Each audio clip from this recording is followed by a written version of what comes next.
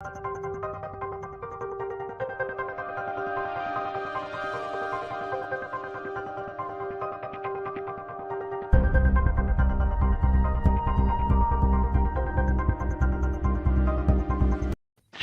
of the night,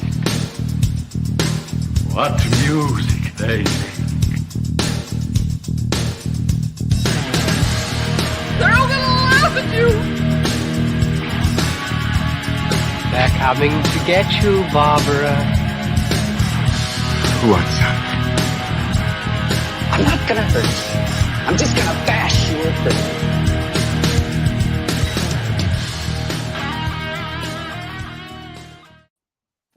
I hope everybody is super excited for a very special presentation of the final, guys, where we are going to review the worst movie ever made, according to me and anyone with a brain, The Howling 7. I'm Jason Brandt, joined as always by Clive Turner, Hunter Shea. Hey guys, your friend Hunter, he called me like he said he would, and I'm here just 40 miles outside of Perth, and I figured I'd come on and answer any questions you have, because you seem to be crapping on your movie, and I want to stick up for it. So happy we could get Clive here as a big surprise for everyone. Howling Med Murdoch, Jack Campese. Oh, and Where Pickle Tim Meyer. I do turn into a pickle after midnight on a full moon. That sounds like a weird sexual thing that I'm just gonna let slide. I like it. I have to tell you, now that's a pickle. That was a pretty good accent, by the way. Yeah, you're killing it with the accents lately, dude. I'm on it, fella. Thanks, guy. Why do you have that hat? Well, it's what I wear when I'm werewolf hunting. and he's on a walkabout. I like how you're staying in character too. Is this going to continue throughout the whole show? Maybe. I don't understand. Character. Can't keep doing this. I gotta hold these headphones on with one. I feel like I'm like, hello, Houston, can you hear me? We have a problem. Oh God! All right, let's just get on with everything because I'm very excited to talk to you guys about the movie. Anyone have any news? No. Jack, do you have any horror news? Turner's still alive. I did verify that. Oh, did you?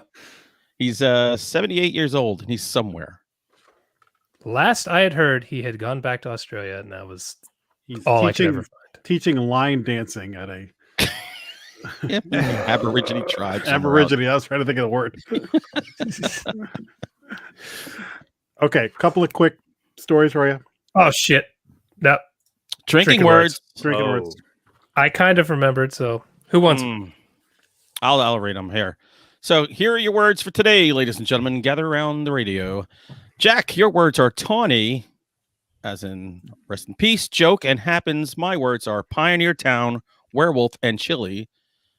There's some shit my chili. Jason, yours are leprechaun, fart. Let me emphasize fart and vision. Biosilk, we've got a new name for you. I love Biosilk. It's a great product.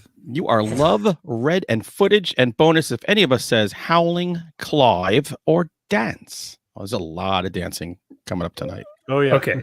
So do you think Sheridan watched this movie? Because he got a lot of words in there. Or do you think he just watched my So Bad It's Good episode and said, fuck that, I'm not watching the whole movie? I think you went for the whole thing. If he's smart, he watched SBIG. I think he watched So Bad It's Good like 10 times. His pants off. Well, that's why I do it. Okay, now on to the horror news. Well, let's get a drinking word out of the way then.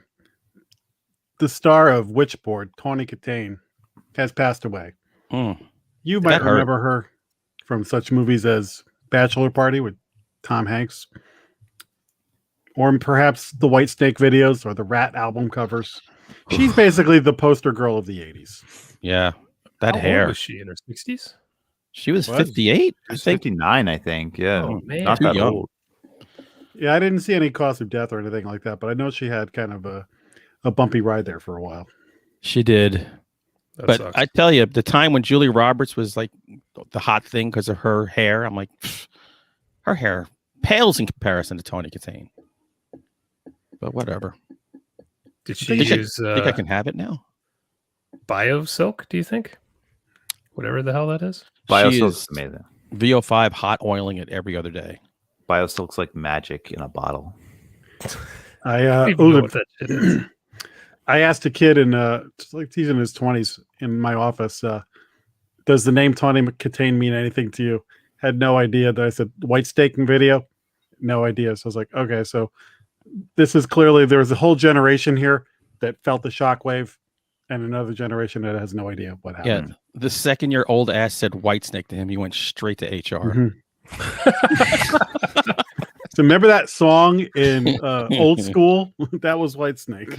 He's whipping out his Whitesnake. Straight to HR. Okay, couple of quick news stories. What the heck do I have here? Oh, okay. So, are you aware of this Paramount Premiere Network? It's another streaming service that you have to subscribe to. Nope. I don't think I'm subscribed to this one. It's out there. It may actually be. Don't quote me on this, but it may be the CBS stuff because I feel like I've seen a commercial for it that had Picard in it. I feel like CBS owns Paramount. That you might be right. Oh, okay. Yeah, that's the all access one that turned into Paramount, I think. Yeah, that's right. Yeah. They had to rebrand it because nobody gave a shit. Yeah. Great. Well, they are planning a new Paranormal Activity movie before the end of 2021. For the streaming service? For the streaming service. Well, not sure if it's going to have any sort of theater release or anything like that. So I think it's still going to be found footage. I don't know if it's going to be a reboot or continuation, but they're going to go found footage. My initial thought was enjoy it because I'm not getting another streaming service. No, the only thing that's going to get me to join another streaming service is if you have like a lost Raquel Welch sex tape from 1966. Other than that, there's nothing you can show me. You're going to love this next news story then. What if it's from 1967? Are you out? I'm in at 67. I'm in right up until probably last week. You were very specific with the year. Well, it's like, she was about as hot as human could get then. There's one thing that could get you to subscribe to anything else, and it's that. That's it. There's nothing else. I don't care about anything else. It's weird, but okay. Would you guys want to see a continuation of the Paranormal Activity storyline, or would you like to see something new? I can tell you what I'd like to see. How they originally planned on Halloween being a movie called Halloween every year that was like an anthology, so it'd be a different movie by a different director. Mm-hmm. That's what I'd like to see, is just something that has Paranormal Activity as a theme, but let's not beat this storyline with the sisters into the ground. No, we're good with them. Yeah, they screwed it up pretty good. Although I want to say, was it the marked ones where at the end you see the characters from the first one? Like there's some time travel stuff happening. Was it the marked ones? I never saw that one. Or was that the other one? The one with the girl from Chernobyl Diaries, I think that was hers. I really hated that movie, so I don't think that was it. You sure? I don't know. Talking about the blonde? Yeah. Yeah, I only remember her from that movie. Is that the one with the green lights, like the Christmas lights, the motion sensor thing? I think that is. Or the video game. I think the fact that we cannot differentiate any of these movies says you should probably start over. Yeah. Is that the found footage one with the ghosts? Yes. Paranormal stuff happening. Okay. The next and last piece of news is far more interesting. Hunter, I know you've seen this. Have you guys all seen Faces of Death? Yeah. Unfortunately. When I saw Faces of Death back when I was in like high school, that was one of those things that you had to hunt down and find the video store that might have it. And that was like one of the things that made me have like street cred as a horror fan. Like, yeah, I've seen Faces of Death. Yep. That was a big deal if you saw that. Huge. Well, Legendary Pictures or Legendary Entertainment has picked up the rights to Faces of Death, and they're going to reboot it in hopes to make something more in the psychological horror field than in the slasher mode. Slasher? Are we talking about the same movies I'm thinking of with the fake deaths and shit? And the fake torture stuff? They're like, weren't they like little vignettes of Well, here's this. And you know how bad I am at reading. a female moderator of a YouTube-like website whose job is to weed out offensive and violent content, and who herself is recovering from a serious trauma, who stumbles across a group that is recreating the murders from the original film. But the story primed for the digital age of online misinformation. The question is, are these murders real or fake? That sounds kind of cool, actually. I don't know. So it's a meta thing where... Yeah, right. I kind of like that. I like meta stuff. Yeah, I mean, that actually sounds kind of interesting to me. But does the Faces of Death franchise have a cachet to it that you need to not anymore? Rights? It's got good name recognition though. So kids who don't know what it is, that's a pretty good title. I thought they were going to do it with real monkey deaths. Totally, the monkey is the that's one. how you amp it up. Say, fuck this, we're really killing things. I feel like I watched Faces of Death in like 7th grade in our computer class because for some reason like they didn't have that blocked, and like there was this one kid going around and be like, "Yo, look at this." I feel like that's my first thought. We got a hold of another series of movies, Traces of Death, which were basically just war footage. So you were watching heads popping underneath tank treads and stuff. Why would you want to watch that? And we were at work and we would all like gather together and put it on the TV. And the key was you had to eat meatball parms while you. We had a rule: get your meatball parm. We're going to watch Traces of Death. You know what? I wonder if that's what I saw because we then rented like the imitation ones. There's a real famous like scene of some politician who shoots himself. Yeah. Yes. The guy from New York. Yeah. Yeah. Like that was one of the main ones. Donald Mannis, I think his name was. Ooh. Bud Dwyer, wasn't it? Oh, Bud Dwyer. That's it. Yeah. I'm impressed. Donald Mannis was the guy I shot. Well, Lutsky put it in the comment. Oh, he did. That's kind of scary that he knew it that quickly. Thank God it wasn't Larry Bud Millman. All right. That's all I got. That's all the news that fit the print. All right. Let's jump into the garbage that we watched this week. We're good.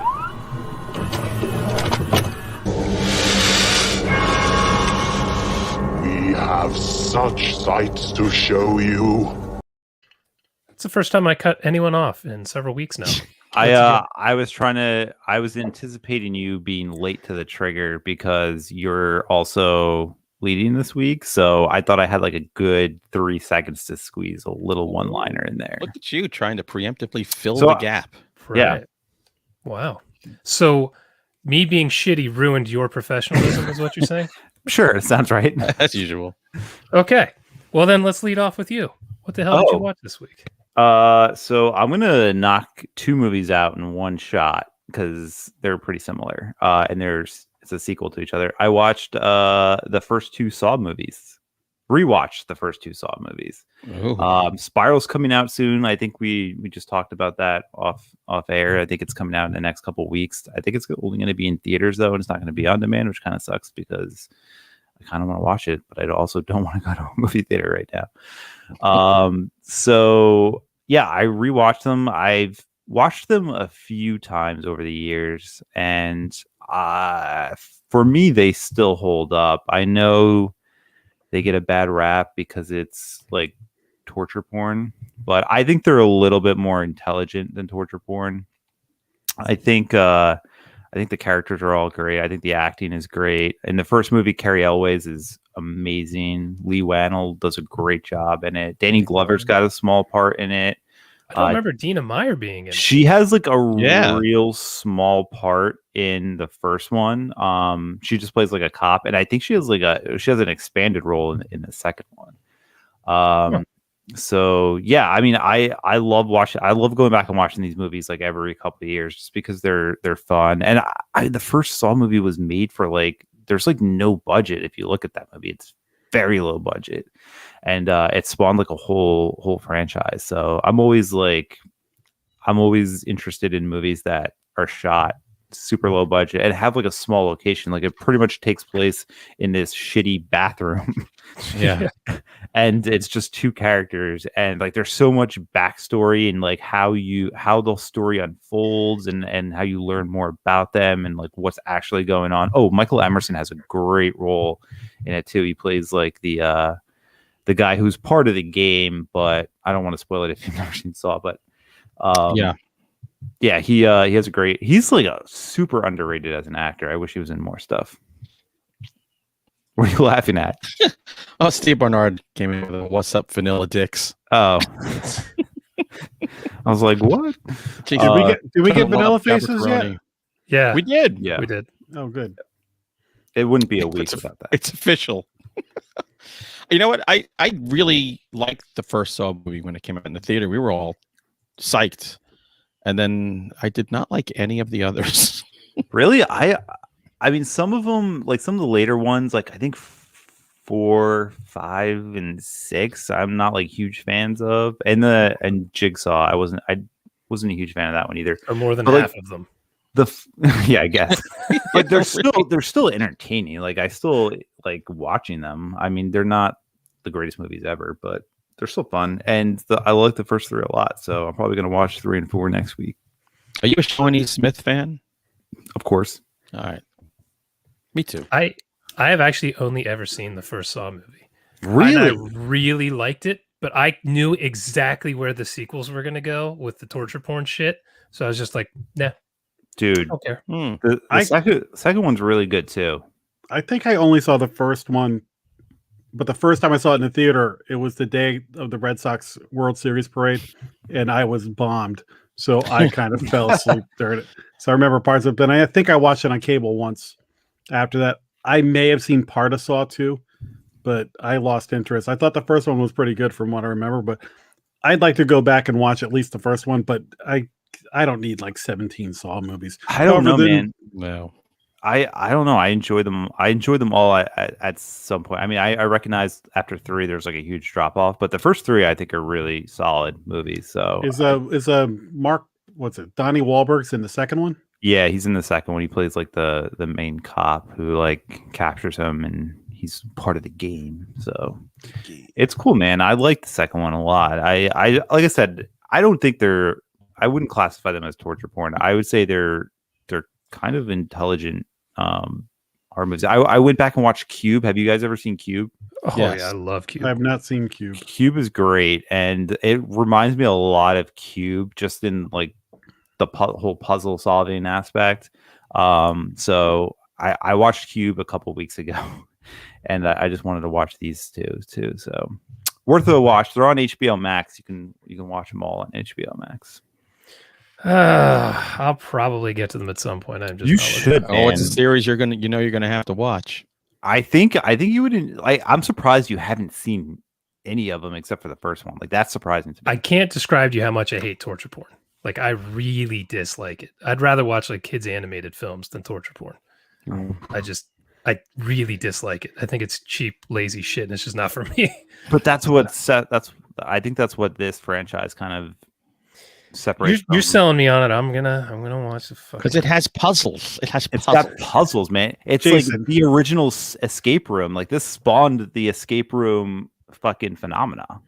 Jason, he's making a compelling case, but this is the same voice and tone that he took with the Shining miniseries.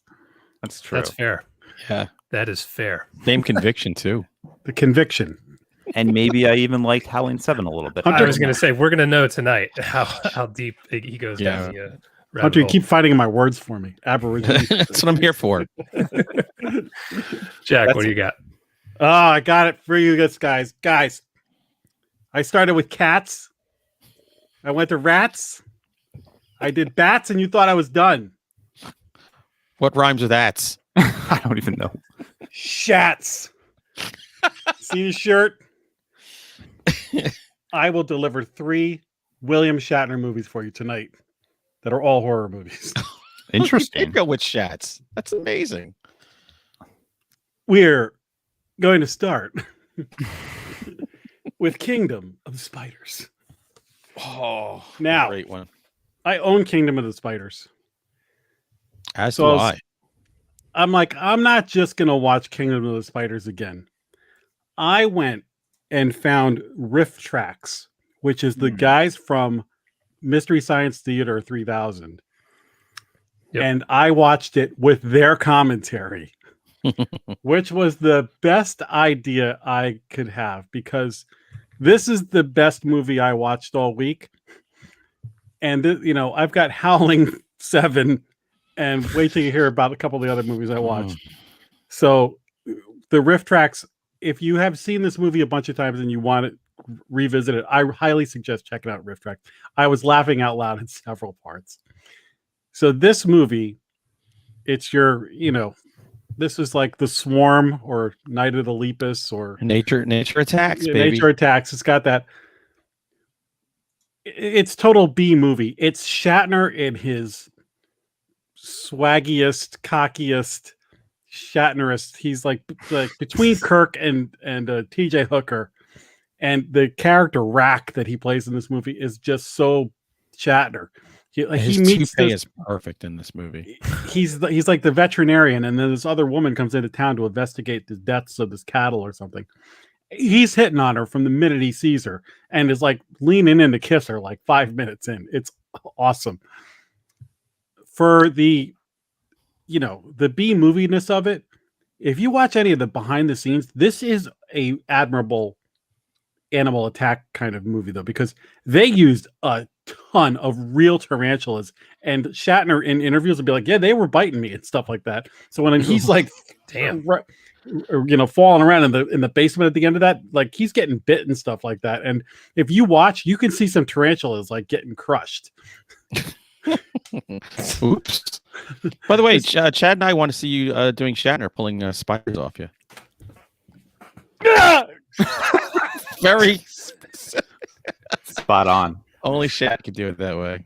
There's one awesome scene where like they're boarding things up, and then like he curiously goes to like this trap door in the ceiling. Like, I wonder what would happen if I open this, and like a ton of spiders fall onto this woman. It's like, what did you think was going to happen, you idiot? Yeah. What was I going to say? The real spiders was amazing. I guess Arachnophobia coming out is what made them not do a sequel to this, because they have this very ambiguous ending where like the entire like town is like covered in a web, and it's clearly a painting. It's hilarious. Yes. But the one of the things that really struck me, Jason, you always like to point out like ridiculous things. There's scenes where like people are running and they're like tap dancing around to not step on the spiders, which I understand from like you don't want to actually kill spiders. This isn't Cannibal Holocaust. But from a horror movie standpoint, it's like you realize that you can kill a tarantula by stepping on it. So, and they're like they're trying not to step on them. It's like, wouldn't you just like put on like snowshoes and just go outside and stomp them? Exactly. And there's one woman, like there's a tarantula on her, and she takes a gun and shoots her finger off.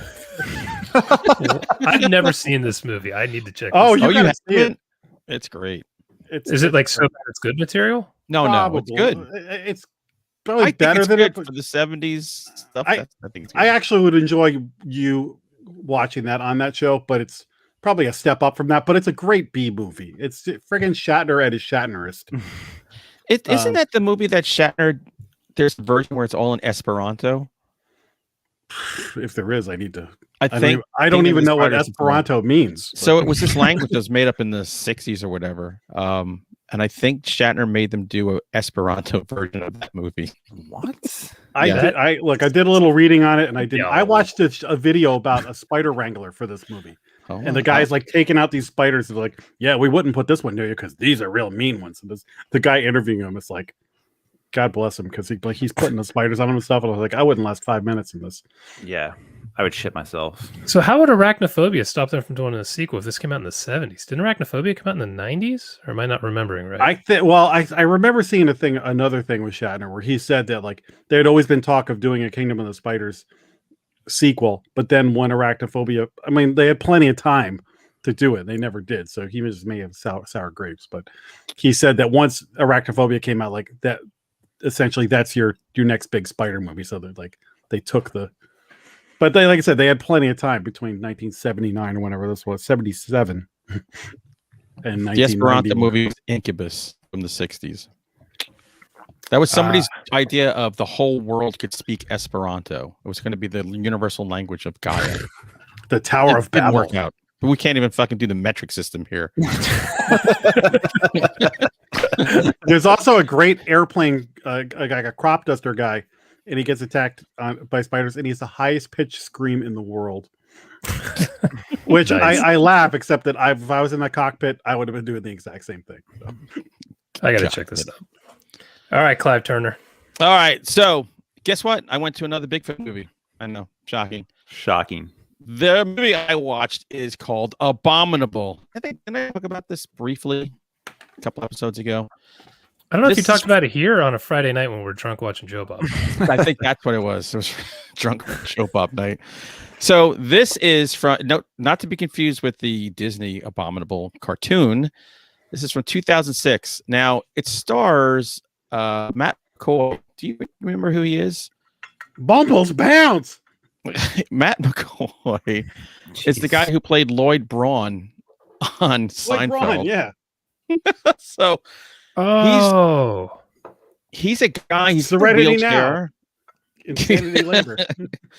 He's in a wheelchair and he's brought back to his home because him and his wife fell from this. They were rock climbing, whatever, and she died. And he's recovering and he's coming back to his place in the woods. And there was very pretty girls renting the house across from him. One of them is Tiffany Shepis, who is the one who's volunteered. Said, "Oh, I'll get full frontal nude. I'll do it. Don't worry about me." So she doesn't care. No, she doesn't care. And she was pregnant when she was making the movie. Wow. This movie has Jeffrey Combs. He's like a gas station clerk on oxygen who chain smokes. He is bonkers in this movie. Not in it enough, but in it enough to make me happy. Lance Henriksen is in this movie. Kind of think there's somebody else. I can't remember. The guy who directed this movie and wrote it is Lalo Schifrin's son, the composer. So his dad, who's nominated for Oscars, did the music for this. So the music is probably the best music you're ever going to hear in a Bigfoot movie. This movie is pretty solid. From seeing these different actors that I was having a ball with and just seeing Lloyd Braun play like this damaged wheelchair dude.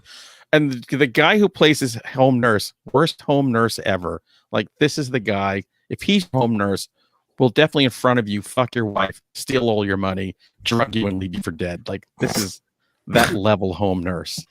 Probably the nurse I'm going to get when I retire. Good amount of blood here. The Bigfoot head face thing is very unique and really kind of cool. And this is a fun ass movie, Abominable. I don't know how it slipped under the radar. I remember that from the video store. Yeah, I feel like I've seen a scene of it. Does Tiffany Shepis get pulled out a window or something like that? She folded in half and pulled out a window. Yeah. I may have seen this. It's just... So yeah, it's kind of a blast, especially for a Bigfoot movie. And anytime I get Jeffrey Combs and Lance Henriksen sharing scenes together, done. The whole movie watch it just for that. Yeah, exactly.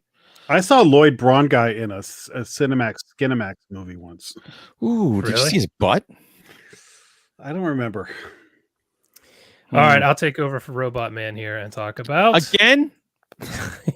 Again, I watched the movie you recommended, Tim, called Come True. Yes, I actually had this on the list last week, but I'm stupid and I forgot to bring it up. I mean, just to piggyback off what you said, it's about I don't know how she's 18, I think, in this.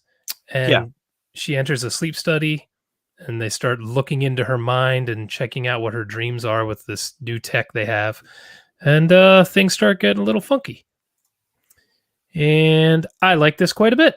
This was a very well-made movie. When they get into her nightmares and they show the imagery, best part of the movie by far. Awesome. The director, Anthony Scott Burns, has some really cool, disturbing visions in his head to do what he did in this movie. I thought the acting was good. I thought everything was solid, except one little thing. The freaking ending made me so goddamn angry. Damn. I can't say what it is because I don't want to ruin it for anybody. And yes, Sheridan and you assholes in the chat, I didn't like the end of the movie. But 99% of this movie is very enjoyable, and I was thinking the whole time this is going to be on my list. It's going to be on my top 13 list at the end of the year. And then that ending happened, and I was like, son of a bitch. So it didn't make your ending wishes come true? No, it broke one of my rules for horror movie filmmaking, and it's just an unforgivable sin for me. But otherwise, very good. I liked the characters. Like I said, I like the nightmare stuff. I shouldn't say I like the characters. I like the acting. The characters were sometimes weird. I couldn't tell how old some people were, and there was like some sexual tension between characters that I'm like, how old are you? And how old are you? And like some stuff like that was a little wonky where I couldn't quite get a grasp on it. I don't know if that was probably intentional to go along with some of the weird stuff in the movie, but this was good stuff. I dug it. And if you're not super anal about the horror movie rules and shit like that, like I am, you'll probably like it even more. So it's worth checking out. Yeah, you are anal. I'm super anal. Yeah, I like that a lot. The imagery of the dream sequences were just awesome. Like I would literally watch like a 2-hour movie just of those dream sequences with the ambient like noise that's happening while they're going through the dreams. I thought it was phenomenal. I really like that movie a lot. It's probably going to make my top 13. Yeah, the dream stuff was very cool. And it's all on like track. They're all like tracking shots. Yeah, like falling forward. Yep. And they actually kind of explained that at the end why it's, and I was like, hey, that worked out pretty good. How's the aspect ratio? Rectangle, square, aspect ratio. Good old rectangle. It was fine. Aspect ratio. Nothing stuck out. You know, it's been 3.5 years. You fucks. Good dolly shot there. Keep it up. Good dolly in. Good dolly shots. All right, Tim. Oh, all right. So somebody, I believe on this podcast mentioned this a few weeks ago. And sometimes when somebody just merely mentions a movie, like I have to go and watch that movie. So one of you guys mentioned The Wicker Man, the 73 version. That'd be me. Yeah. Okay, there. Well, thank you, sir, because I saw this pop up on Shudder. It just got released on Shudder. I'm sure it was available other places. But yeah, I went ahead and watched The Wicker Man, or rewatched it, and this is like the perfect movie for me. Like this movie has literally everything. It's so well shot, so well written. The imagery and just the themes and everything about it is just so perfect. It's a perfect movie, I think, in my opinion. Wow. And yeah, I love this movie so much. And I'm glad I rewatched it. I don't know that we can show that on YouTube. Get past that quickly. But I know it's a classic. I know you guys have all seen it, so I'm kind of curious. Just like, how do you guys feel about this movie? You had not seen it before, Tim? No, I've seen it a few times. I think the first time I watched it was probably when I was like 18, and because back then I was just kind of going through all the classics, like the best horror movies ever made, and it's on pretty much every list. And I don't think I appreciated it enough back then. And then that god awful Nicolas Cage version came out in like 2005, and I watched the original then, and I liked it more. I was like, wow, this is much better than the Nicolas Cage version. But I still didn't appreciate it enough. And I feel like now, having I don't know, 15, 20 years go by, I definitely have a new appreciation for this movie. And it's so good. Yeah, this was one of my dad's favorite horror movies of all time. So whenever it was on TV, it was like, hey, get in here. Grab a Schaefer. But I'm 6. Grab a Schaefer. Let's watch this But I'm 6. It was so funny because when Edward Woodward was on The Equalizer, I was like, The Wicker Man is some assassin? I don't get this. I never put that together. Jesus. Yeah. So I had a hard time digging into The Equalizer because in my head, I grew up with The Wicker Man with Edward Woodward, but who'd love The Equalizer too? Christopher Lee lays it all out in that movie. So good in that movie. I think he played himself in that movie. He's great in everything, but like just his character and just his mannerisms and just like some of the like how he delivers some of those lines. His hair in the wind. It's so wild, man. I don't. This movie is so good. It's so good. Still holds up. Britt Eklund. My God, what a good. Oh, she's gorgeous. And Ingrid Pitt. I've only seen this movie once, and I was really disappointed by it. So I want to go back and watch it again. So remember, there was a big build up to the DVD. Yeah, because I don't think it had been on TV for a long time, and I don't. Yeah, you couldn't find it anywhere for a while. It was kind of lost for quite a while. So there's this big build up, and I watched it, and I was like, "What? This is what everybody's talking about?" But I was probably, I don't know, 18 or 19. So I want to go back and check it out again without any hype and with my expectations being low, and see if I enjoy it much more. And it's funny because Midsummer came out a couple of years ago, right? And that was the big horror movie, and you could see how much that he borrowed from that kind of mythos, and especially with the May Queens and everything. It was just kind of cool to see that. And I love Midsummer too. I think that's a great movie as well. But sure is. It I wish it was longer. I'm sure you did. There's an extended version. I forgot. I like The Wicker Man, but I'm not one of these people who loves it and puts it up on a pedestal. I watched it. I was like, okay, there's a lot to admire, and I could get a kick out of, but it's not one that I'd be like, I got to watch this every year or something. Like that. This is going to be at least every couple of years. I got to go back and watch The Wicker Man. Wow. Yeah, I can't believe how well it held up and how much I connected with it this time around. So it was cool. It's on Shudder. Good for you, Tim. Welcome to my side. I need to watch it again, but like I said, I was pretty disappointed. It wasn't like I thought it was shit, but it's just what's the hype? I didn't get it.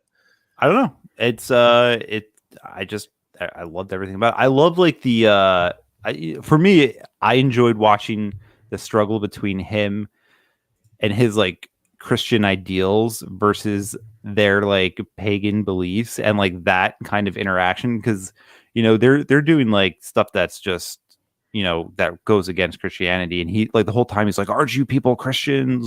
This is the Christian way, and there's this whole clash between these two theologies that I really just enjoyed watching, and just watching it now and relating it to some of the shit that goes on in the world today. It just it still holds up. I don't know. It's just cool. Oh, this is why I bring my friends. We all wear pig masks, and we get little tin whistles and go outside the church on Sundays, and it's fun. It's a Punch and Judy guys in that too, isn't he? The mask. He does wear that costume. There's a bunch of crazy costumes in this. There's this one shot too that was really cool when he's looking up over a cliff, and they're all lined up, and they're all wearing these crazy masks. I just love that imagery. I could talk about this movie all night, but I should probably shut up now. Yeah, that's enough. This is as riveting as I found the movie. Jason sold. Jack, what do you got? Okay, here's where it starts to get fun. For quite a while now, I have had bookmarked in my queue a movie that had Shatner in it, and also Jerry Ryan, who is the gorgeous blonde Borg chick from Star Trek Voyager. So it's like, oh my God, Shatner and Jerry Ryan. But the one time I went to watch it, I watched 5 minutes, and it was these dudes in a cave, super low budget. And I just was like, I'm not feeling this right now. I'll come back to it later. So when Chat Week happened, I said, okay, this is my time. I got to watch Devil's Revenge from 2019. Oh, a new one? Yes. So this is never even heard of this. This is nobody's heard of this movie except me. 2.8 out of 10. 2.8, man. Wow. That's it earns every point of that rating. Good golly. So it's about this kind of pathetic, I don't even know what the hell is he, archaeologist, and he's in a cave with these other two guys, and there's these visions of these Halloween costume demon things. Shatner's that face. That's awesome. A Shatner face, man. That's what you got to notice. The horse farted. There's the Halloween kind of costume demons in the cave. They're looking for this relic. One of the guys dies. The other two escape. So naturally, what does the archaeologist do? He goes back to the cave with his family. Oh yeah, of course. Now Shatner plays the guy's father, and Jerry Ryan plays his wife. And yeah, right. Yeah. Shatner does 40-year difference between them. Shatner does this great gruff tough guy voice the whole time. So he's it's what kept me going through the movie. So he's not in it a ton, and it's just this big silly movie that Jerry Ryan can do better. I don't know what she was doing here. I guess everybody needs work. Yeah. And at the end, they had like kind of like rocket launcher gun effects and stuff that were kind of like those apps you had where it would look like a missile hit the ground and would explode. Oh God. That kind of like that level of special effect. I was like, are you kidding me? Wow. So because I'm on a podcast like this and I wanted to watch movies that rhymed with rat and cat and bat, I did chat. So I sat through this whole freaking movie. You've done the world a service, sir. I feel like we've jumped the shark. So I got through it. So just imagine I sat through that and Howling 7. But at least I had the Shatner factor to get me through it. The Shat fact? The Shat fact. Man. Oh wow. Hunter. Yeah, okay, here we go. Hey, you guys remember all those movies that they made and they always put H.P. Lovecraft Presents? Mm-hmm. You know, Reanimator, From Beyond. How about, did you ever see The Unnameable? That's a really famous video store. Maybe that's the one I was thinking of. I need to see got some a images. wicked cover. I've seen this cover. This is one movie that I haven't watched though that I've always wanted to watch. I need to see pictures. We used to rent this one a lot. So this is, of course, you know, if you're doing a Lovecraft thing, if there's a school, it's Miskatonic University, which I swear, anybody who creates any property from here on in, it's 2021 onward till the earth explodes. If you use Miskatonic University, you should be canceled, just thrown out of society. I've been trying to get a title for the Asher Benson #4 in my series. I think I'll just go Miskatonic U. Miskatonic U. But anyway, there is this quote unquote haunted house close on campus, and some pinheads and some jocks or whatever, and some couple of good looking girls. One girl who I wanted to bring up, Laura Albert. She is a dead ringer for Rosanna Arquette. And I remember that's why I kept renting this over and over again. Because, you know, in the 80s, who didn't love Rosanna Arquette? She went on, I was looking, she went on to become a stunt woman and is still doing stunts, like on Magnum PI now. That's her right there in the sweater. Yeah. So anyway, if you ever want to see a Rosanna Arquette lookalike with her shirt off, this is the movie for you. I will tell you this. This movie is as uneven and uninspired as most of those Lovecraft movies once you get past the Stuart Gordon versions. Although, what's that one? Dagon is pretty good. The cool thing in this, some of the gore is okay, but the best part is the monster itself. Because the monster in this is a female monster. And there's a woman playing the monster, which is very rare in horror movies. It's like, even like Pet Sematary, you got the deformed sister. It's a dude playing the deformed sister. So it's nice to see a woman played a woman monster and played it, you could tell, differently than a guy who would have done it. So as far as monster effects go, especially from like the chest up, it's spot on. I know there's problems with the bottom half of this. There's some problems with the suit itself once you get past like below that, but the face and everything and the hands, just excellent. One of my favorite movie monsters of all time. So, you know, if you want to tick up all the Lovecraft movies and, you know, the 80s video store stuff, that's definitely one to watch. You will find far worse. And the cool thing is the non-Rosanna Arquette girl, if you can tell me what fucking accent she is using, I might give you a copy of a book because I have no idea. It was so bizarre. So good luck with that. Make it a party game. I've definitely not seen that. I recognize the cover though, but I definitely didn't see it. There is a sequel, and this, let me tell you, whoever wrote the title for this one, they know how to grab you by the throat. The Unnameable 2, Statement of Randolph Carter. Like, wow, the Statement of Randolph. I gotta watch that. Jesus, they should have just called it Nameable. Nameable, or Randolph Carter's Pickle. It's a statement pickle. Where's this streaming? I saw it. I think it was on Use Tubi or Prime. Okay, cool. Yeah, I want to watch this week. That sounds. You'll like this actually. Oh, I'm sure I will. For the monster effects alone, it's actually worth a watch.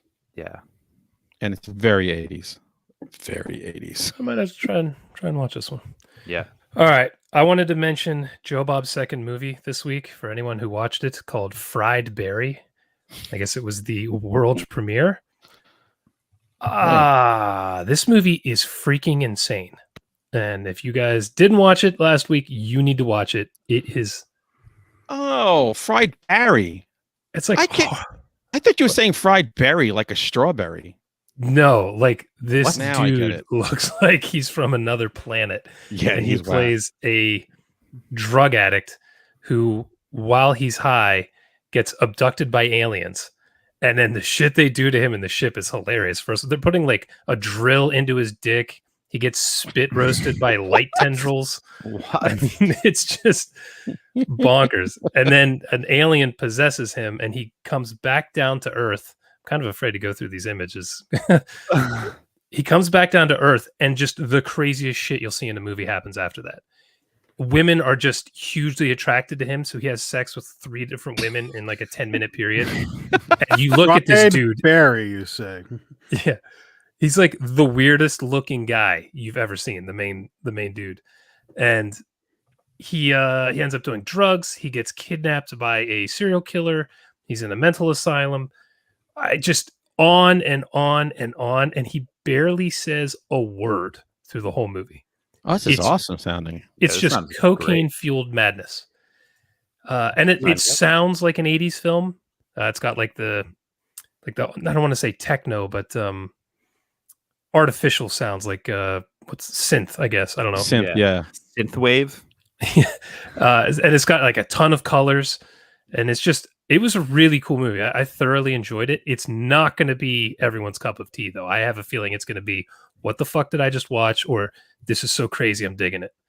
I'm a little more on the. It sounds awesome. I'm ready to bail on this show right now. Yeah, I say we just go watch it. We had talked about this possibly being a main feature. Should we just do that for next week? We could just do that for next week. I've already watched it, so I'm down with that. We can particularly since talk about another chat thing. Let's go. Forgot to mention, we were talking about this beforehand. I don't remember if we were supposed to watch Leprechaun this week or next week because I'm dumb, so I didn't watch them. So I'm going to watch Leprechaun 1 and 2 for next week. So sorry for anyone who did that. That's right. None of you are paying us. Gives you an extra week. Yeah. So I guess we'll do Fried Berry next week if you guys are down. It's nuts. It's not confusing. Yeah. It sounds like a fun main feature. So I'd be. It's not quite as action packed as Howling 7, but it's Oh well. What is? Does it have less country line dancing than a smidge? Yeah, which is why it's not quite that good. So, all right, Tim, what do you got? I'm just going to talk about a book real quick. I read The Wingspan of Severed Hands by Joanna Koch. Which is a cool title. Great title. Oh, it is an awesome title. I'm just going to read the back because this book is insane.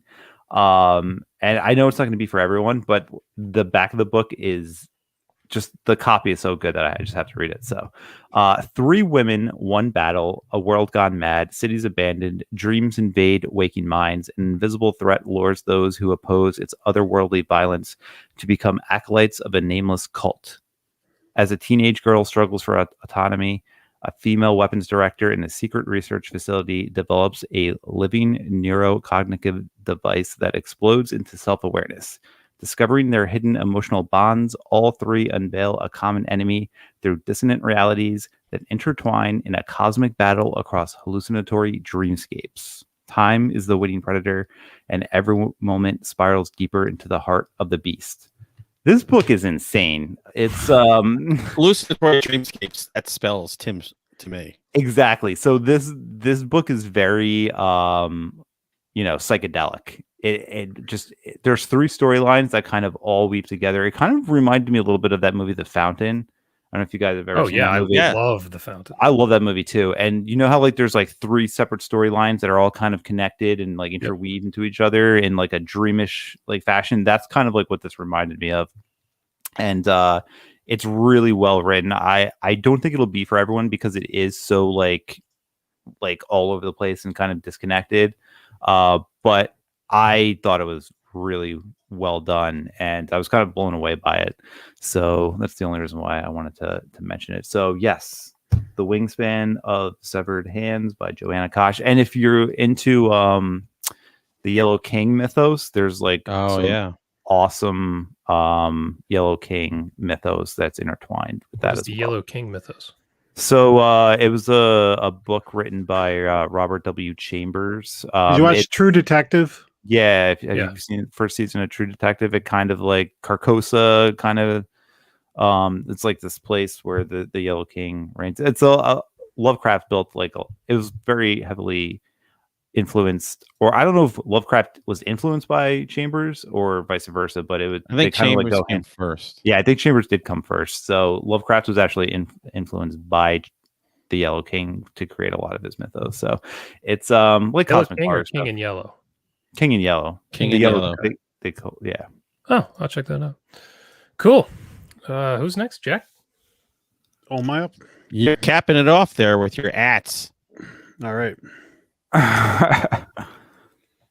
Because it was on Tubi TV and I didn't have to pay for it, I sat through American Psycho 2, All American Girl, with Mila Kunis and yes, William Shatner. I didn't I know there was an American Psycho 2. Oh, really? Yes. I had no idea. I'd seen this before, but I don't think I've seen it start to finish. I think I came in the middle of it. So Mila Kunis plays like the only surviving person from the Patrick Bateman murders. She was a little girl who was present when somebody else was like murdered or something.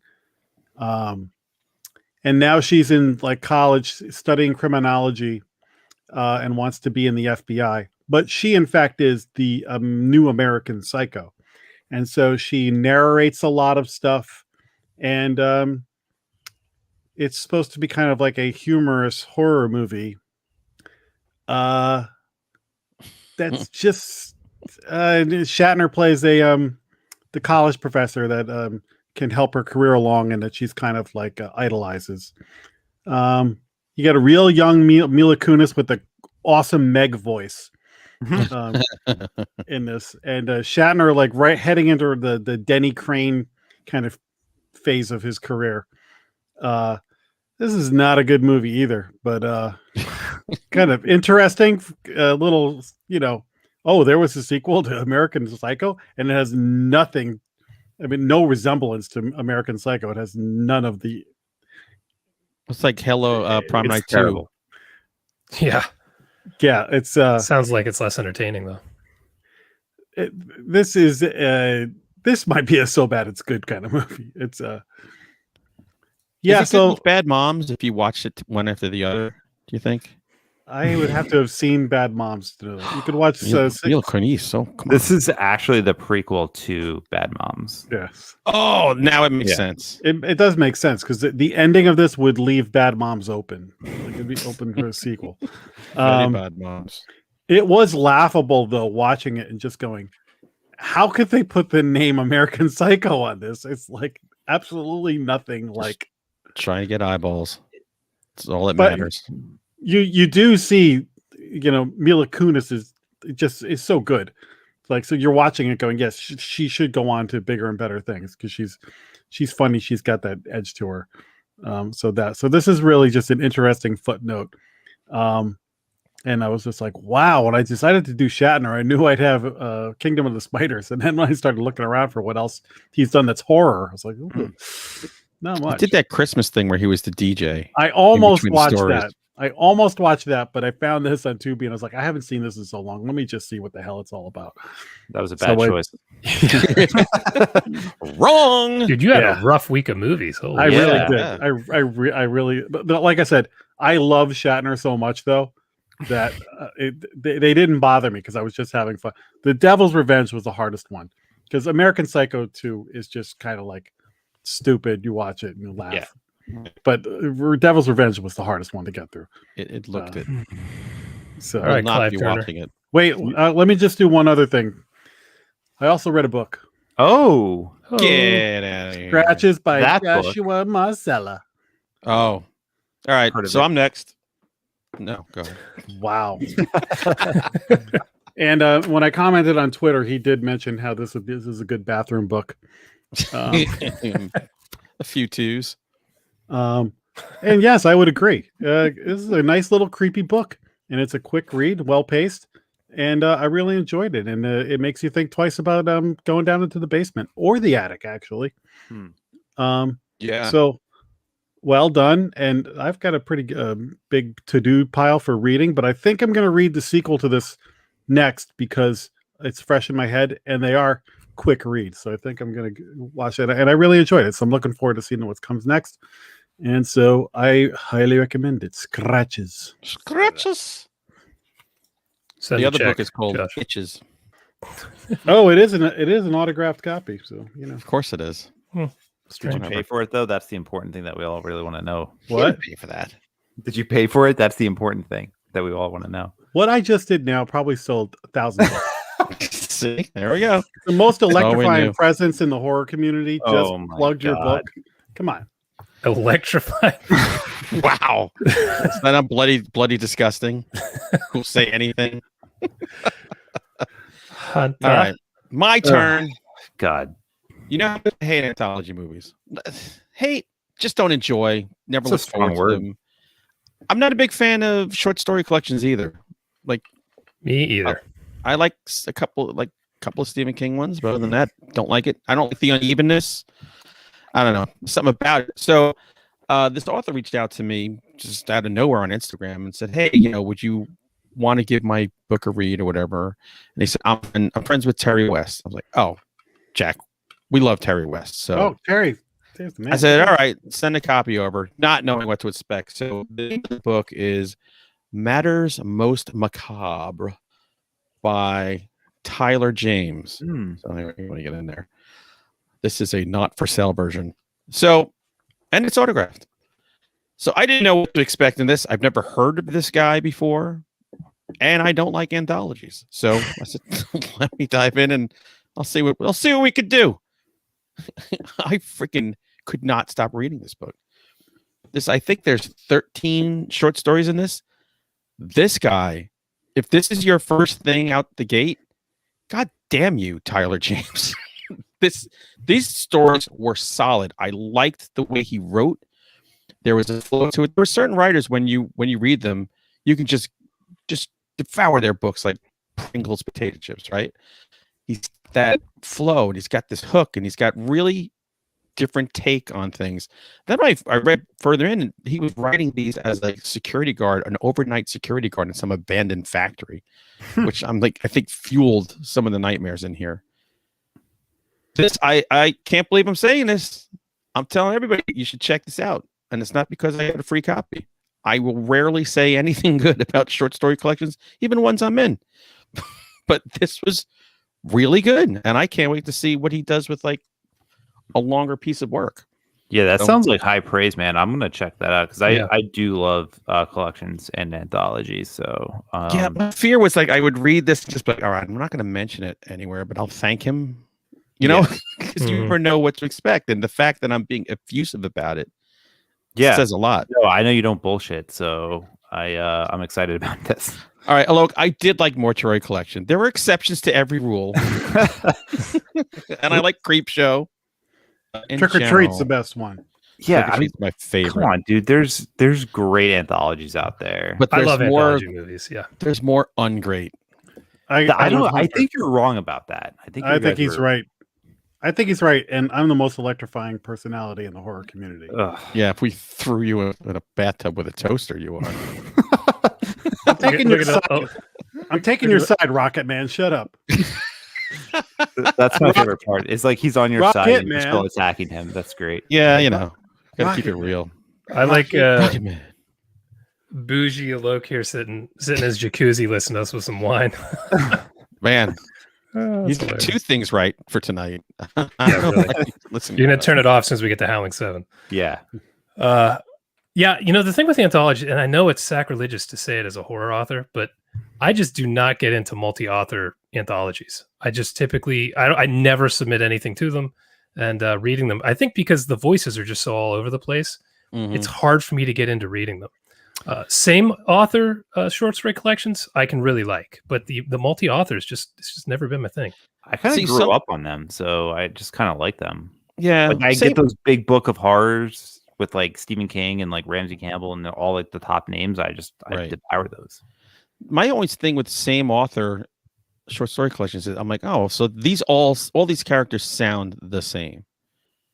The differences here in the stories were so stark sometimes. I was like, wow, he's really going for it here. So I applauded him for doing that.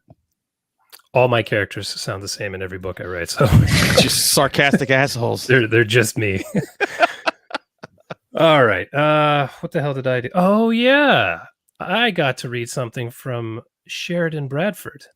He sent me his unreleased novel Blood Moon, his werewolf story. Ooh, no L's. So if anybody's been following, occasionally on Twitter, I just blast him about where the hell this book is because I think he finished it 6 months ago or maybe longer. I don't even know. A year ago. So he just sent it to me to read it. And this thing was super fast paced. If you read his other story, it was a very long book, much slower pace. I like that too, but this was like way more my style. It was just a werewolf that does not follow any of the traditional ideas. So how she changes, her vulnerabilities, all that stuff, you just throw all that shit out the window. And it's just this super badass creature that is almost impossible to kill, rampaging through mercenaries in the woods and through towns. And I mean, the body count in this thing is legendarily high. Nice. And he must have had the thesaurus looking up different words for how to eviscerate people because he got them all in here. So get on, if you see Sheridan, get on his ass to publish this fucking book. It is damn good. There's no reason for it to be sitting there. I want to read it. Shit. We want to give you all our pickles, but we can't do it if you're hiding it. Yeah. You know what? I'm only going to give it 9 pickles because it's not out. Sucker. Get that extra pickle. There he is. This pickle thing has gotten out of control. I'm still waiting for my pickle. I ordered my pickle. It hasn't arrived yet. I need a pickle. I might just put like googly eyes on an actual like wet pickle. Better not be your pickle, god damn it. It might be. I don't know. See how much I drink. Anyway, Sheridan, release your goddamn book. I need more beer. Is it time to get I'm to the done. main feature? We ready? Yeah. Main feature? Yeah. More beer. Oh, you're gonna need it for this piece of shit. Here we go. You like scary movies? Uh-huh. What's your favorite scary movie? I don't know. You have to have a favorite. What comes to mind? What comes to mind is Howling New Moon Rising is a film I watched once, and I swore never to watch it again. And here I am maybe 2 years later. Jack, I'd love to hear you. Nope. This is your knew he wasn't going to movie. let this happen. You did Okay. so bad it's good about this. This is all you got. You've milked this stupid movie for all it's worth. Let me tell you. You're getting a podcast and a show out of it. Also, I have no idea what this movie's about. So well, that's kind of why I wanted you to do it. I wanted to see if you had any concept of what the story was. I'll give it this. A bunch of friends in the desert made a movie, and then one of the friends happened to have made other werewolf movies before.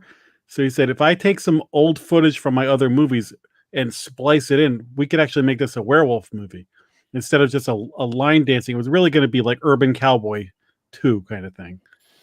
Instead, they made it into a werewolf movie because this guy happened to have some footage, and so it became a werewolf movie. That's what I got. That's actually a pretty good description. That's as good that's as good as it deserves. Yeah, an Australian biker drives into a small town and drinks and dances and wisecracks. Ooh. That's the movie. That's all that happens. If he was wise, he would have shut his mouth. They all would have shut their mouths. Jack, what did you think of Howling New Moon Rising?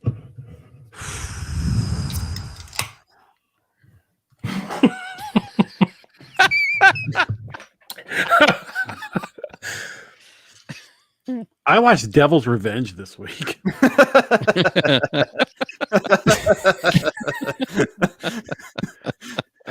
And then I said, okay, I gotta watch this. And I know you hyped it up, but then it kind of lived up to the hype, and it is baffling. I will say this: I was in awe of what I was watching, because I was like, what the hell? Like I said, it just seems like, what's his name, Clive Turner. Turner. I was like, did he just get a bunch of friends of his, and like one of them was a musician, so let's just get her songs in this, and like literally, it was like, is this a college reunion of rednecks or something? And then all of a sudden, they had these flashbacks to, and I was like, oh, these must be those other movies that Jason's been telling us about. Yep. Those are the highlights of those other movies. Because you know that they weren't made for that movie. Nope. Somehow, so I don't know what to make of this movie. There's a podcast called How Did This Get Made? Mm-hmm. How did this get made? I can't wait to talk about it, because here's what I wanted to say. I watched this movie, and then I went onto YouTube to see if I could find like some reviews of it. And what did I find? Was Jason's so bad it's good, so I watched it. Finally found a way to get you to watch it. It's the best thing you could possibly do, is to watch that movie and then watch Jason's video about it, because it's like an explainer video. It'll confirm the things that you were like, did I just see what I thought I saw? And then he'll confirm for you. So Jason, thank you. Out of all the ones you've done, this is the most useful one. You can see how baffled I was watching the movie, because usually we watch those and you're not watching the movie too. Right. Yeah. So this is the first time I ever was like, oh, I just watched the movie and then I got to experience it. So it's something. You were like the riff tracks for me with the yeah, thank God. I'll take that. So all right. I think, you know what? We're going with Clive Turner himself. I got a feeling about Tim on this. I don't know. All right, guys. Feeling about me? What is that? What the fuck does that mean? We never know. I will give Clive Turner credit for this. He is making an installment in a werewolf series. You need werewolves. And he said, hey, thanks for the money, guys. You go fuck yourselves. I'm not giving you a werewolf. You could watch 40-minute stretches of this movie and not know it's either a horror movie or a werewolf movie. Right. Or really a movie, for that matter. There's no story. This is basically a collection of film B-roll dropped off of the Dukes of Hazzard cutting room floor, cobbled together with some shitty line dancing, and the jokes, I think, were the rejects from Hee Haw from 1972. So they just pull them up off the floor. It was like whatever was lying on the floor, they just gathered this shit up. It's the most meandering, pointless, pedantic piece of shit you can ever cobble together and force people to watch. And I will guarantee that us doing this show, we just quintupled the amount of viewers this thing has had in the last 10 years. It was astounding. Astounding. It's funny how many people have said they started watching it for this episode and just bailed because they're just like, no, I can't do it. You should. How come, like American Psycho, same thing? How come these like great label franchise names like very seldom get great follow-up movies? I'm just thinking, if I sank my money into this and he gives me that film reel after I watch it, I'm breaking it over his head when he's done. I'm so mad. I probably will stroke out and I'll just be dead. I'm super excited to talk about each individual scene. Yeah, this is nothing that should be called itself The Howling. Or a movie. God. Or a movie. Yeah. All right, Tim, how much did you like it? Oh my God. Are you guys ready for this? Yes, go ahead. We'll tell if you're lying.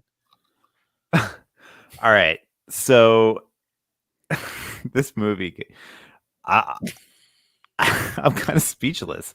Like it is nowhere near a good movie, but at points of the movie, I was very entertained by it, but not because it was a good movie, but because for the reasons that you guys mentioned, like, how did this get made? Like, what was the what was the process like making this movie? Was there a process making this movie?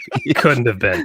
Like, this movie, and I know we had talked about this in like a private chat with Chad. I don't know if you guys mentioned this before I came back, but this movie is literally like 60% country line dancing. Yep. 40% dad jokes. Yep. And like maybe a 1% of werewolf stuff. Not even, dude. I think that's generous. Less. But yeah, this is it's just a baffling movie. But like that said, I think because you hyped it up to be so bad, I don't know if it's the worst movie I've ever seen. I've seen some really bad amateurish movies. But this movie had zero plot. I mean, there was a plot, but it was like so buried in bullshit and just like often the plot would just come up with those the was it the priest and the cop? There's the priest and the cop. That was kind of like the anchor of the plot. And then there was like the Australian dude with the long hair, the biker guy who's kind of that was Clive Turner himself. It was him? Yes. Writer, producer, editor, director, editor. Star. Yeah. So and craft he was services table. Key grip gaffer. He's like infiltrating this bar Fluffer. And like for some reason and exactly there's one scene in there where he's narrating like what he's doing into a like a voice recorder, which is like the worst like storytelling mechanism you could possibly do, is have like one of your main characters tell you what they're doing, unless you're Carl Kolchak, right? The only one who can get away with it. But like, oh my god, it was kind of mind blowing. And then it's funny because I remember when you had watched 4, you were talking about the melting scene. That's like one of the only memorable moments from the entire franchise that I actually remember, and they use that in this movie. So that's why I thought that took place in 7, because it was like redone in 7, or not redone, but just like inserted in reused. Yeah. It's I mean, I think in 4 it was like a 9-minute melting scene, and I think in this it was like a 2-minute melting scene. They cut it down a little bit, but yeah, this movie is just baffling on a lot of levels, and baffling is a perfect way you talk about amateur. I just remember when we were kids and we would get like a recorder, and there was no script. There was moments of that where like Clive Turner walks up to that guy who's cleaning his motorcycle. It's like, hey, where's so-and-so? Over there. That happens like a whole bunch of times. It felt like they were just making it up as they went along. Yeah. We had to watch them walk the whole way over there. And then somebody else comes over. Hey, where's Ted?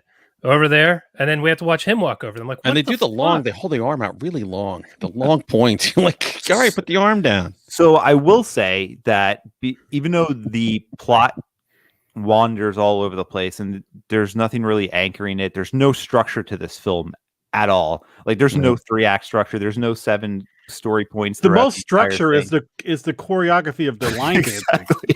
The singing and line dancing.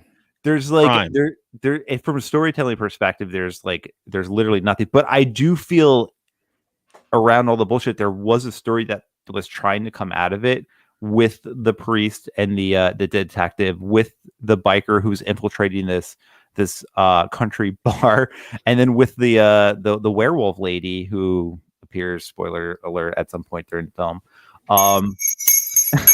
I don't think anyone's gonna watch this movie. Yeah, don't ring our bell on whether this or not we spoil They'll it. never get to this. No one watching right now finished the movie, by the way. If you don't want Howling 7 spoiled, get out now and come back after you watch it.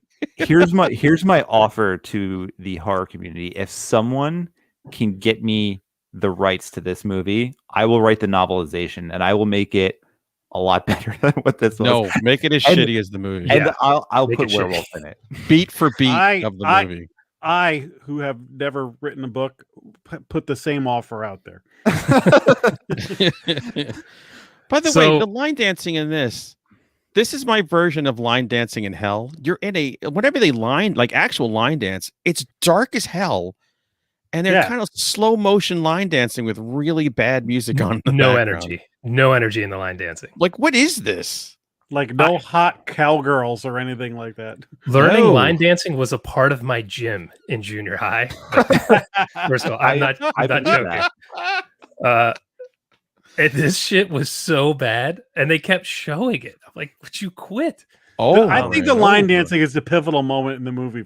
I think all of us must have been just like, wait, what? And then they go back to it a second time. Like, and then a third time. And then the karaoke scene, like, what the fuck is going on here? Well, the old guy sings the song. I liked watching when Ted danced with that woman that he was interested in. They did some fine little dancing there. That was like a little something. I haven't even said my piece. I'll be abrupt. You don't deserve a piece. You did a whole show on this. I don't think you really. That's why I'm only gonna explain to you why I consider this the worst movie ever made. There are movies that have much worse production values. I mean, just go on Amazon, type in found footage, click the first one, and Bad Ben comes up. It'll probably still look better than this, to be honest. But Bad Ben was better than this movie. Yeah. Oh, for sure. Yeah. There's nothing to this. It's not entertaining at all. No, it is entertaining. There isn't an ounce of anything entertaining in the film. That's why. What, the jokes, like the witty banter? Dude, there's one scene in the bar in like the first act where literally it's 10 minutes of like 6 dudes telling these awful jokes with these awful even I thought I they was were laughing awful. hysterically, dude. I was dying. I was like, what is this? Then there was the Blazing Saddles fart homage. Oh, the beans, the chili. What did they keep saying? You got dirt in your chili, or was it dust in your chili? So yeah, Pappy was cooking chili for some fucking reason, and they showed a picture of it, and I think it was supposed to be dirt in it, but it looked like there was a brick, like in the chili. The quality of the transfer looked like the film reels were thrown in bleach, then tar, then left out to bake in the sun. I'm pretty sure they shot this on VHS because it is a blurry mess. I can't wait for like Vinegar Syndrome to just do like a 4K restoration. The opening scene of that movie where the guys are over the corpse, and they're just yeah, he's dead. He's dead. Yeah, it's a skeleton. That's right, Sherlock. Well, the guy says, "Yeah, what was that? What was with like the Sherlock references? He didn't say Sherlock though. He said Watson. Yeah, he that's said Watson. Sorry. But then they referenced like Sherlock Holmes literally like 3 or 4 times throughout this entire film. I don't know. The movie was so boring that when they were trying to give the exposition between the detective and the priest, the detective kept saying, "Can we take a break? This is too much." He says it like 3 times. To a bar. Like, it was so boring. The characters were noping out during it. I mean, well, there's the old guy. There's like several times where they're just waiting for him to deliver his line. Oh, Pappy. Oh, God. Pappy. Yeah, he's. And then, by the way, we should note all the characters playing themselves. They didn't give them other names. It even says at the end of the credits that the accent are fictitious, but the characters are real. Like they're using their real names. They're playing themselves. It's amazing. Which makes me think the heavyset dude with the bad dad jokes who keeps making jokes about how little his dick is. Right. Is that who he is? Is he just like little? Was that the guy drinking at the bar when they did that gag? The choreography gag? Drinking? Yeah, him. I mean, by the way, how many musical songs are in? Are there 6 music numbers in this? That's why I said 6, dude. Somebody's friend had to be like trying to make it in the music business. I was like, am I going into Mickey Gillies like Junior? Like, just this is for the tryouts to get to Gillies? It's such an odd choice. Like, I could forgive like 1, like maybe 2, but like to have 6 in a movie about werewolves. Yeah, if you watch Dracula AD 72, they're in the middle of this party scene. They play this song Alligator Man, and they play like the whole song, and it's awkward. That is nothing compared to this because they do it like 6 times. It's so in your face. It's like they're shoving country line dancing down your throat. I will say I appreciated the music. It got away from the stupid story and everyone talking because I felt like just stop talking. None of you make sense. You say it's the worst movie ever, but is it the worst musical ever? Definitely not.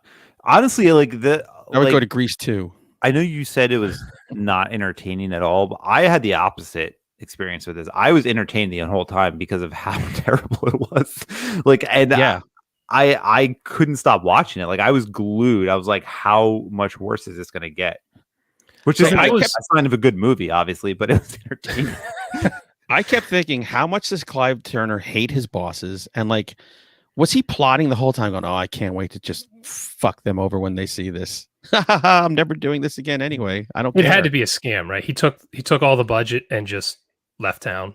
Yeah, there's got to be a good story behind this. And like, honestly, I feel like we should reach out to this guy just to be like, yeah, what the fuck happened with this series? Like, yeah, didn't New Line Cinema put this movie out too?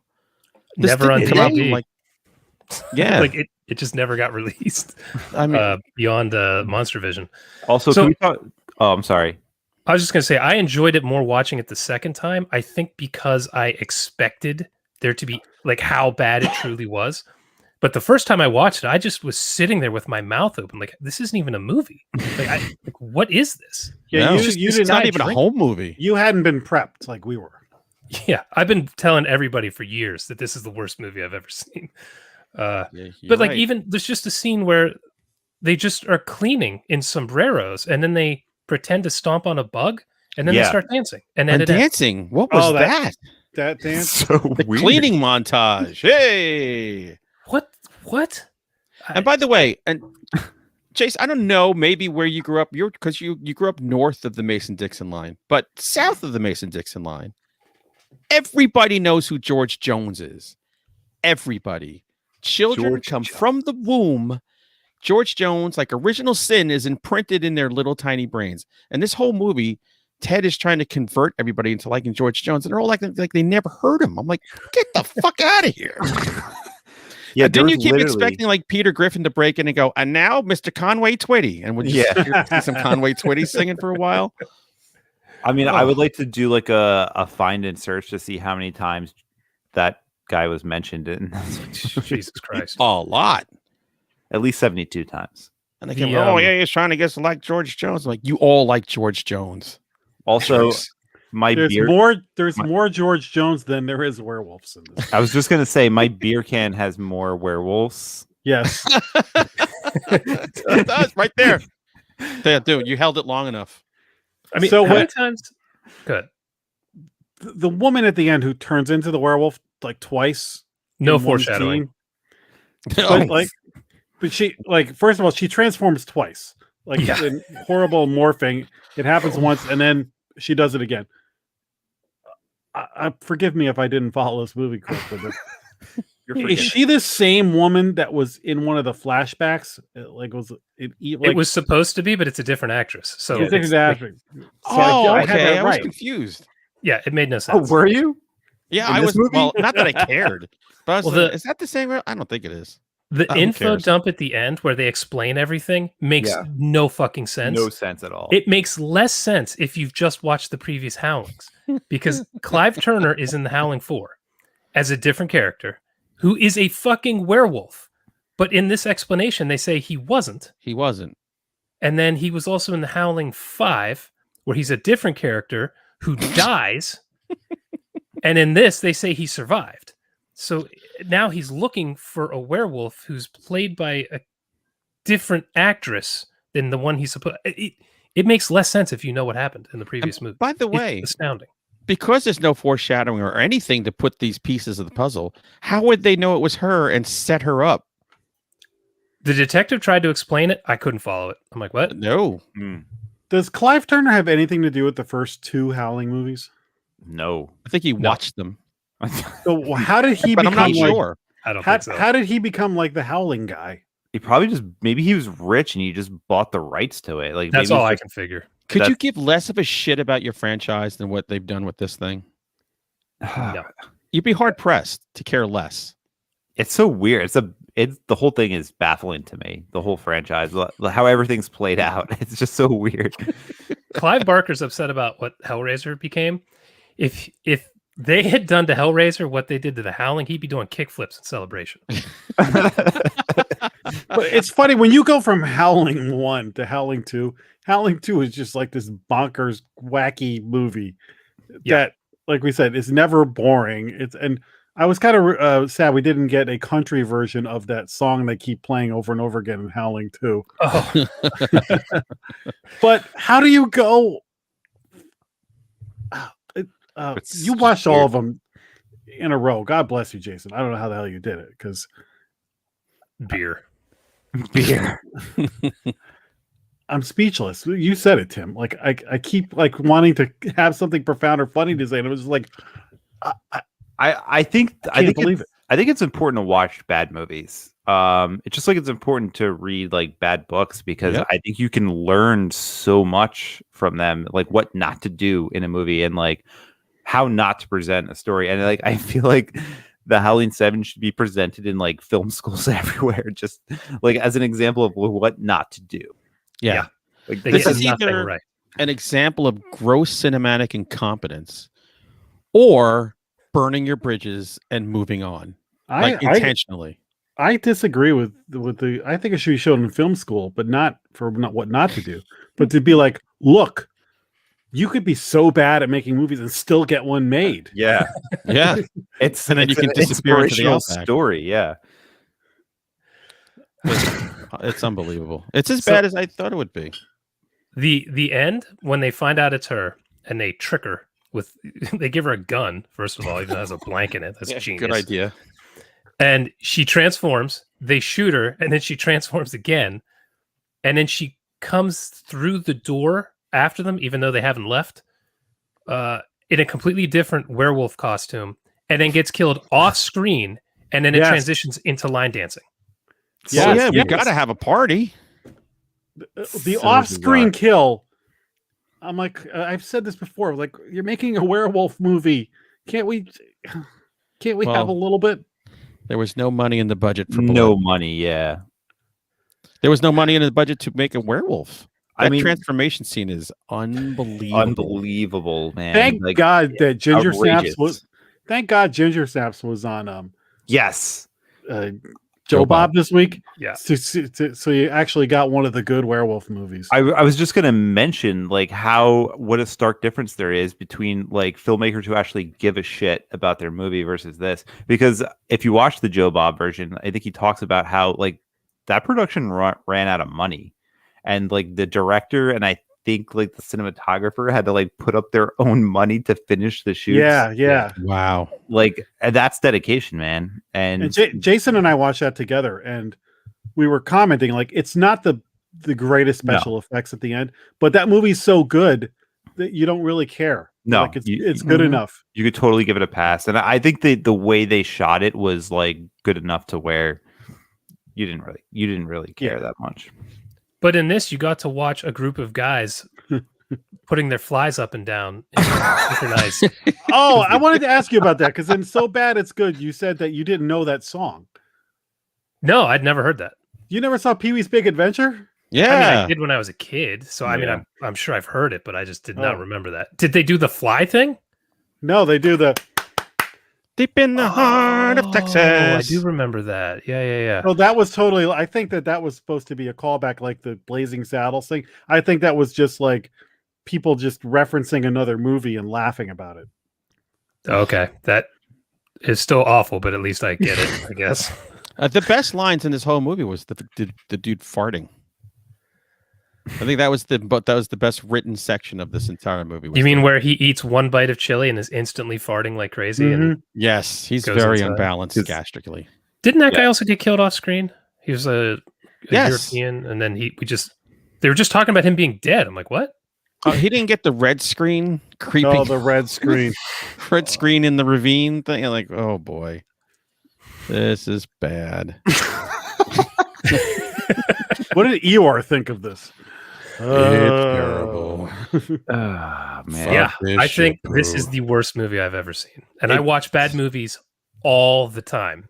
But this is the least entertaining pile of shit I've ever watched. I will disagree. I will say, I mean, per production value and like, this is not the worst movie I've ever seen. Honestly, the worst movie I've ever seen is probably this movie called Van Helsing that came out in like 2002, 2003. Oh yeah, that was my birthday movie the year that came out. Like Hugh Jackman and Kate Beckinsale. You think that is worse I think Howling? I think because of that, like the budget of that movie and the people involved in that movie, like per scale, I'm going to scale it a little bit. Okay, level of disappointment was far greater, far further to fall off the cliff. That movie is a steaming pile, and like this movie is also a steaming pile, but simmering pile. It's so bad that it's literally like fun to watch because of how bad it is. And I think I can't watch this again. I would watch this again. And like I said, I seriously would do a novelization of this because I would have so much fun taking what they did and just making it into an actual story. Wasn't that town supposed to have like the highest per capita of like outlaws? Didn't he say that at one point? That's why he was there, like to study them. Oh, Birdemic. Have you seen Birdemic, dude? No, I haven't. I've been saving it for so bad it's good. God, I mean that's quintessential terrible movie. Yeah, I have it. I'm just waiting. Okay, well, we did it, Jason. Thanks.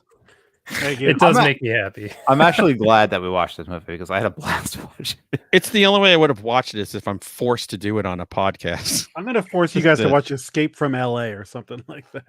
Escape from LA is great. It's got Steve Buscemi. Stacy Keach. Yeah, I'd watch that again. Dude, I don't like that movie at all, but compared to this, basketball in it. That's right. He plays basketball for like 5 minutes. He surfs. Yeah, it's so bonkers. Oh, Soberinsley asked if we can go another hour. His Chinese food delivery got here late, and I want to watch you live while I eat my dinner. Yeah, Thanks. we'll do that just for you. I would kill for Chinese food right now. I had like a. Let's get into Howling 6. Jason, get us beat by beat of Howling 6. So Howling 4 is the one that's the remake where they dub all the voices, and it's also directed by Clive Turner. So that should tell you how exciting it is. Also, doesn't have werewolves in it. They gave a whole lot of power to this guy.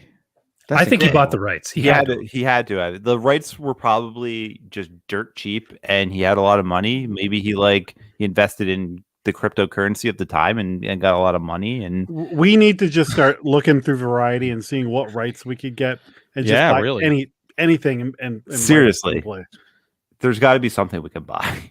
Let's do it. We could reshoot Howling 7 in a day, and it would be way more entertaining. Yeah, totally. In this attic. Or just shoot it like live, like in real time, and then just put it online. Hunter does the table reading. Hunter does the farting scene every day. Yeah, and he's doing it right now. He's also our wardrobe designer. Look at that hat. It's all up here. It's all, you want to dress like Tigger? I got a Tigger outfit up here. Whatever you need. I'll learn line dancing. I think we should do that. We should all get together and shoot just like a promotional Final Guys promo and just recreate some of the best scenes from this movie. That would be hilarious to do it like Scares or something. Just reshoot Howling 7. Scares parking lot. What are you doing? We're making a Howling 7? It's just us at the bar and just telling dad jokes that we've ripped off the internet. Zippers. Oh, Jesus Christ. Y'all ever heard of George Jones? Cocktail weenie prop, right? Jonathan Jantz walks into the bar and we're all doing the Stars at Night thing with our zippers. He'd turn around and just leave. Yeah, that would definitely. He'd be like, "All right, I'm out. Check, please." These guys are going to ruin my career." All right, so next week we're doing Fried Berry. Yeah, baby. I think after that's Army of the Dead, right? I think so. It should be. I think so. Outstanding. Good 2 weeks in a row. 2 weeks planned out. That's like a Final Guys first, I think. That's amazing. And this was a real palate cleanser for that. I'll be watching Leprechaun, so I'll get back to hating myself. No, no, you will not. I do like the first Leprechaun from what I remember. It's been a while, but yeah, it's good. Oh yeah, the first one's solid. It actually has a story, believe it or not. So yeah, it does. Just to have an entertaining scene, I'm actually kind of excited. All right, thanks everyone for tuning in. Appreciate you. Glad Good day, mates. Good day. See you next week. That's not a pickle. That's a pickle. That's my pickle. Fucker.